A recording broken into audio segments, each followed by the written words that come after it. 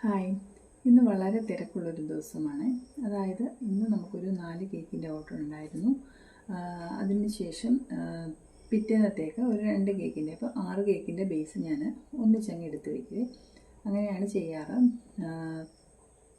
പെട്ടെന്ന് വരുന്ന ഓർഡറൊന്നും ഞാൻ എടുക്കാറില്ല. ഏകദേശം ഒരു വളരെ അർജൻറ്റായിട്ട് പറയുകയാണെങ്കിൽ മാത്രമേ ഒരു 3 മണിക്കൂറെങ്കിലും ഞാൻ ചോദിക്കാറുണ്ട്.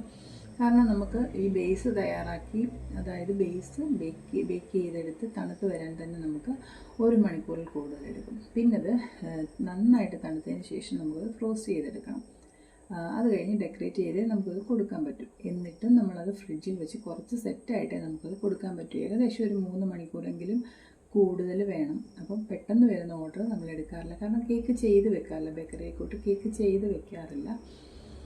ഓർഡർ അനുസരിച്ച് എടുത്ത് ചെയ്ത് കൊടുക്കുകയാണ് പതിവ്. മാക്സിമം തലേന്നെങ്കിലും ഞാൻ പറയാറുണ്ട്. പിന്നെ അർജൻറ്റായിട്ട് വരുന്നവർക്ക് ഒരു 3 മണിക്കൂർ പറയാറുണ്ട്. സാധാരണ ഞാൻ തലേന്ന് ബേസ് എടുത്ത് വെക്കും. ഇതിപ്പം വൈകിട്ട് 5 മണിക്ക് ശേഷം കൊടുക്കാനുള്ള കേക്കുകളും ഉണ്ട് ഇതിൽ. അപ്പം അതെല്ലാം പല ഫ്ലേവറുമാണ്, എല്ലാം ഒരു ഫ്ലേവറും അല്ല, എല്ലാം പല ഫ്ലേവറിലാണ് ചെയ്യാനുള്ളത്. അപ്പം അതിൻ്റെ എല്ലാം ബേസ് തയ്യാറാക്കാൻ വേണ്ടിയിട്ട്, ബേക്ക് ചെയ്യാൻ വേണ്ടിയിട്ട് അതിൻ്റെ ബാറ്റർ തയ്യാറാക്കിയെടുത്ത് മോൾഡുകളിലേക്ക് സെറ്റ് ചെയ്യുകയാണ്. ഇതെല്ലാം ബേക്ക് ചെയ്തതിന് ശേഷം നമുക്കൊരു 45 മിനിറ്റ്സ്, അതായത് 3/4 മണിക്കൂർ നമുക്കത് ബേക്ക് ചെയ്യാൻ ഒരു 40-45 മിനിറ്റോളം ഏകദേശം എടുക്കും.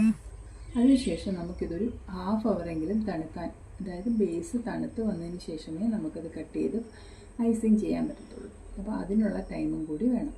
അപ്പം ഓരോന്നായിട്ട് ഞാൻ മോൾഡുകളിലേക്ക് ഒഴിച്ച് ബേക്ക് ചെയ്യാൻ വെക്കുകയാണ്. അപ്പോൾ ഇതെല്ലാം ബേക്ക് ചെയ്യാൻ വെച്ചതിന് ശേഷം ബേക്കായി കിട്ടുന്ന ആ ടൈമിലാണ് ഞാൻ ക്രീം സെറ്റാക്കി വെക്കും. ക്രീം ബീറ്റ് ചെയ്ത് വെക്കാറുണ്ട്. അതുപോലെ തന്നെ പല കേക്കിലും പല ഫില്ലിംഗ് ആണല്ലോ, ആ ഫില്ലിംഗ് എല്ലാം റെഡിയാക്കി വെക്കാറുണ്ട്. അപ്പം നമുക്ക് കേക്ക് ചെയ്യുമ്പം എളുപ്പമാണല്ലോ, ഐസിങ് ചെയ്യാൻ എളുപ്പമുണ്ട്.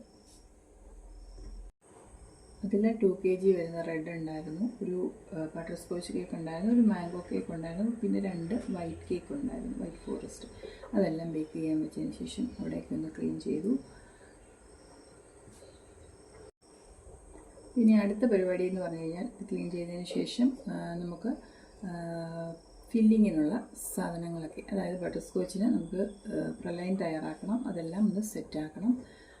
അപ്പോൾ അതൊക്കെ സെറ്റ് ആകുമ്പോഴത്തേക്കും വരാം.